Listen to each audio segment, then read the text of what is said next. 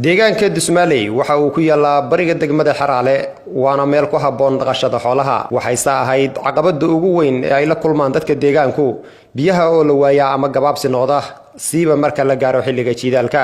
balse dadka deegaanka oo kaashanaya Jamciyatul Misbaax ayaa hirgeliyay ceelbiyood la filayo inuu wax weyn ka bedelo baahida biyo la'aanta sida ay u sheegeen qaar ka mid ah dadka deegaanku Galmudug TV oo booqday intii ay socotay shaqada ceel qodistu barnaamijkan dadka deegaanka iyo kaashanaya Jamciyatul Misbaax oo ah shirkadda qodaysa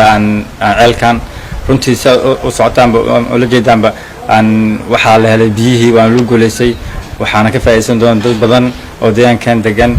waanka aad baan runtii ugu faraxsanahay ceelka biyihiisa la helay muddaan la sugayay dad badan runtii way soo dhaweeyeen helitaanka biyahan ee la helay dadka deegaanka Dusmaaley oo ceel laga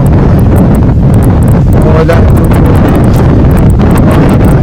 ceelka baahidiisu hadday noo saxdeen dhamaataan rajaynaynaa inkastoo wax badan ka dhiman yihiin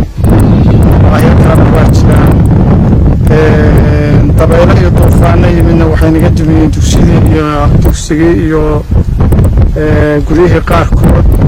dugsiga waa arkaysaan suuqayaan iyo korkii oo dhan waa la tageen meel aan dhoweyn oo 150 mitir uga badan ayay waxay dhigeen jiingadihii oo haddana mar labaad ka sii qaadeen way burbureen alwaaxii jiingadii sare ilaahay magantiis baa tahay baahiyo badan baa marka iska jira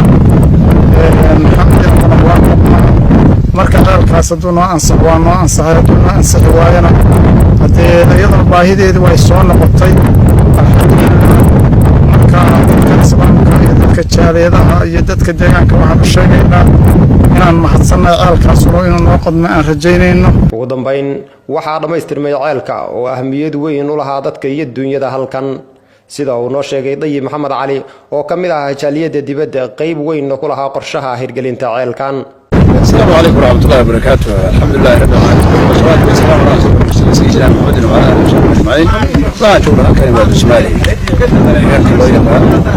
لا يفضل إنسان كاشف رب السماء وهكذا بعدين ديانك Dusmaaley iyo dad kale oo muxsiniin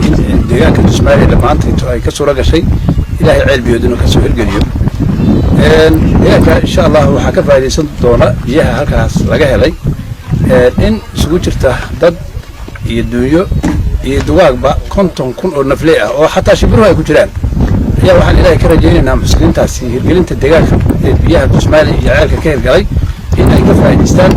ayna ka helaan intii hirgelisay ajar fara badan iyo faa'iido badan oo ay helaan inta u baahan biyaha oo beerleyda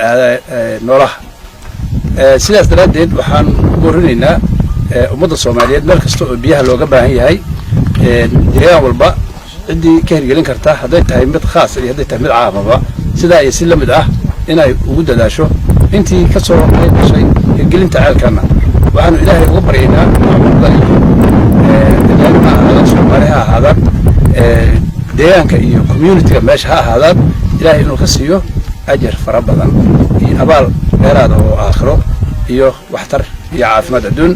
aad baan idin salaaminaa assalaamu calaykum Cabdiraxmaan Sheekh Cabdikariin Cali Galmudug TV Xaraale